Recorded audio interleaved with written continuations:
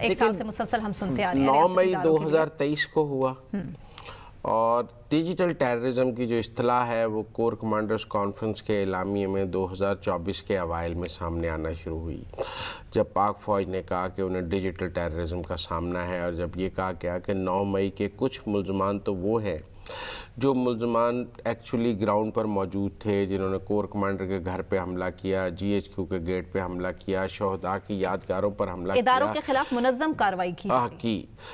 लेकिन कुछ मुल्ज़मान उनके नज़दीक डिजिटल टेररिस्ट थे जिन्होंने इस सारी दहशतगर्दी का माहौल बनाया और इसका डिजिटल प्लेटफॉर्म्स पे इसके लिए सहूलतकारी की।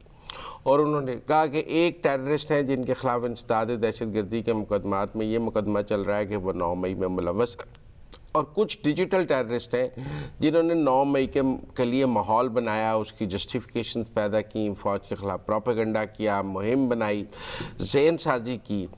उसमें उन्होंने कहा जी वो कोलैबोरेटर्स हैं और वो डिजिटल टेररिस्ट हैं जो पाकिस्तान के खिलाफ मुहिम चलाते हैं, जो फौज के खिलाफ, और जिनके लिए जीरो टॉलरेंस है और बार बार इसका ऐलान भी किया गया। तो ये कोर कमांडर कॉन्फ्रेंस की एलामिये से इस्तिलाह निकली। फिर उसके बाद DGI-SPR की मुतअद्दिद प्रेस कॉन्फ्रेंसों में डिजिटल टेररिज्म की इस्तिलाह को इस्तेमाल किया गया और कहा गया कि जी पाकिस्तान को डिजिटल टेररिज्म का सामना है। फिर उन्होंने कहा कि पाकिस्तान के रियासती इदारों को भी डिजिटल टेररिज्म का सामना है। फिर बिलखसूस फ़ौज को डिजिटल टेररिज्म का सामना है, जैसे फ़ौज को दूसरी किस्म की दहशतगर्दी का सामना है, अस्करी दहशतगर्दी का सामना है, ऐसे ऑनलाइन डिजिटल टेररिज्म का भी सामना है। तो जिस तरह बाकी दहशतगर्दी की जितनी शक्लें हैं उनको शिकस्त देनी है, वैसे डिजिटल टेररिज्म को भी। ऑल्दो कि इसको कंट्रोल करने के लिए लोगों को VPN का इस्तेमाल भी करना पड़ा, एक्स अकाउंट बंद किया गया, और इसके अलावा बहुत तरीक़ों से हमने देखा कि सोशल मीडिया को सेंसर करने की कोशिश की गई। लेकिन आपको नहीं लगता कि रियासत को खातिर ख़्वाह नताइज हासिल नहीं हो सके? नहीं, मैं नहीं ये समझता। देखिए, नताइज हैं कानून की अमलदारी। रियासत का काम है कानून की अमलदारी। रियासत ने डिजिटल टेररिज्म से निपटने के लिए कवानीन बनाए, फायरवॉल, जिसमें 9 मई 2023 के बाद फायरवॉल बनाई, कवानीन बनाए, पीका के लॉ लेके आए और नए कवानीन लेके आए, NCCI बनाए, जिसके तहत उन्होंने डिजिटल टेररिज्म से निपटने के रास्ते पैदा किए। अब हम देख रहे हैं कि वो जो कवानीन बनाए थे उनके तहत फिर मुकदमात बने, फिर उन मुकदमात के अब नताइज सामने आना शुरू हो गए हैं, सजाएं सामने आना शुरू हो गई हैं। और ये हमने देखा है डिजिटल टेररिज्म के तहत पहले मुकदमात की सजाओं की 9 मई की हम बात कर रहे हैं। सजाएं होंगी तब जब ये पाकिस्तान वापस लौट कर आएंगे, जिसके लिए हुकूमत पाकिस्तान ने कोशिश भी की। देखिए, ये कन्विक्टेड अदरवाइज क्या इसका आज से ये सजा याफ्ता लोग हैं, पाकिस्तान में कन्विक्टेड लोग हैं, इनको पाकिस्तान की अदालतों से सजाएं हुई हैं, ये इनके पासपोर्ट ब्लॉक हो सकेंगे, इनकी पाकिस्तान में जायदादें जब्त हो सकेंगी, इनके ट्रैवल पर बैन लग सकेगा, और हम दुनिया की किसी अदालत में भी पाकिस्तान की अदालत का ले जाकर कहेंगे कि इनको पाकिस्तान की अदालतों के हवाले किया जाए। देखिए, किसी भी बंदे को अगर आपने किसी दूसरे मुल्क से लाना है तो सबसे पहले तो आपको अपने मुल्क में उसे कोई कानून के सामने सजा देनी होती है, ताकि कहा जाए कि ये हमारा मुलजिम है या मुजरिम है और हमारे निज़ाम इंसाफ के तहत इसको सजा हो चुकी है। तो मेरे ख्याल में वो स्टेप तो पाकिस्तान की गवर्नमेंट ने पूरा किया है कि, और पहले वो कहते हैं ना इनोसेंट अंटिल प्रूवन गिल्टी, कि आदमी मासूम होता है जब तक कि उसको सजा ना हो। तो जब तक इन लोगों को भी सजाएं नहीं हुई थी ये कहते थे हम इनोसेंट हैं। तो अब ये इनोसेंट की कैटेगरी से तो निकल गए ना, अब ये प्रूवन गिल्टी वाली कैटेगरी में आ गए।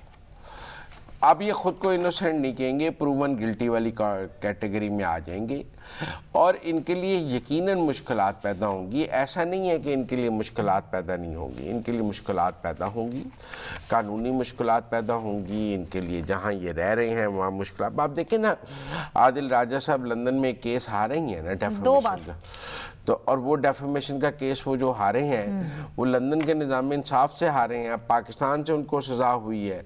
यकीनन ये सब चीज़ें एक स्टेज पे इकट्ठी होकर उनके लिए मसाइल पैदा करेंगी।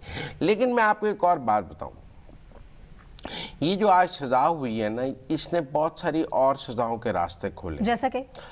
जैसा कि देखें ना कि एक राय है कि जी 9 मई के लिए बानी PTI की बहुत सारी तकारीर ने भी माहौल बनाया।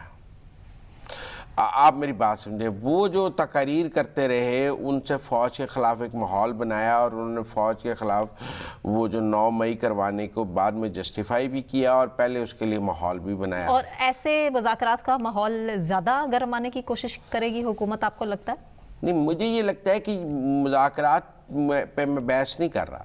میرا یہ خیال ہے کہ اب جب 9 مئی کی ڈیجیٹل ٹیررزم کی سزائیں شروع ہو گئی ہیں، تو عمران خان تو صاحب کو نہیں ہوں گی؟ پھر وہ جو تقاریر ہیں یا جن کے اوپر اعتراض ہے ریاست کو یا فوج کو یا اسٹیبلشمنٹ کو، کہ جی جس میں انہوں نے کہا کہ جی اگر مجھے گرفتار کیا گیا تھا تو لوگ کور کمانڈر کے گھر کے باہر احتجاج نہ کرتے تو کہاں کرتے. آپ دیکھیں نا، جو اب انہوں نے جسٹیفائی کیا 9 مئی کے سارے ایکٹس کو، اس سب پہ بھی ان کے خلاف پھر وہ بھی ڈیجیٹل ٹیررزم کے زمرے میں آ سکے گا، اور اس کے اوپر بھی ان کے خلاف مقدمات، کیونکہ یہ ایک سزائیں جو ہیں یہ بہت ساری مزید سزاؤں کا راستہ کھولیں گی.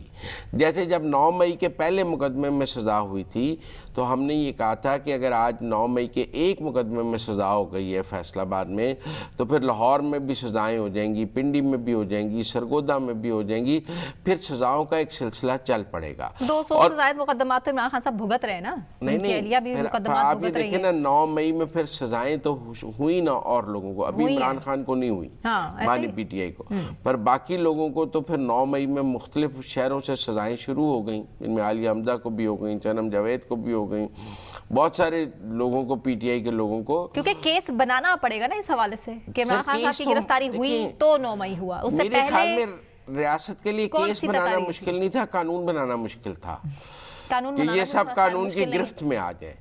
اب جب ڈیجیٹل ٹیررزم کے حوالے سے قوانین بن گئے ہیں، ڈیجیٹل ٹیررزم کے حوالے سے عدالتوں نے اس کو انسداد دہشت گردی کے تحت لینا شروع کر دیا ہے. اب بھی انسداد دہشت گردی کی عدالت نے اس مقدمے میں سزائیں سنائی ہیں، اس میں سزائیں عمر قید تک آ گئی ہیں، لوگوں کو 2 بار عمر قید کی سزا ہوئی ہے.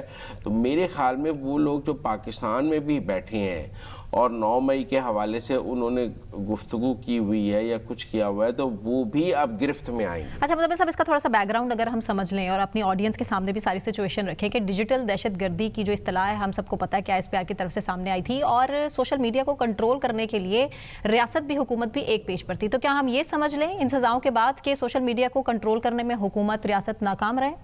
نہیں، آپ دیکھیں بات کو غلط طرف لے کے جا رہے ہیں. جیسے کہ میرا مطلب ہے کہ کیا اگر ہم یہ کہیں کہ فوج کے خلاف پروپیگنڈا کرنا یا پاکستان کے خلاف پروپیگنڈا کرنا جرم ہے، تو یہ سوشل میڈیا پہ قدغن لگانے والی بات ہے. اگر دیکھیں نا، اگر ہم یہ کہیں کہ آپ آن لائن جو آپ فیلڈ مارشل عاصم منیر کی فوٹو لگا کر تو آپ ان کے خلاف پروپیگنڈا کرتے ہیں، پھر وہ بھارتی میڈیا اٹھاتا ہے.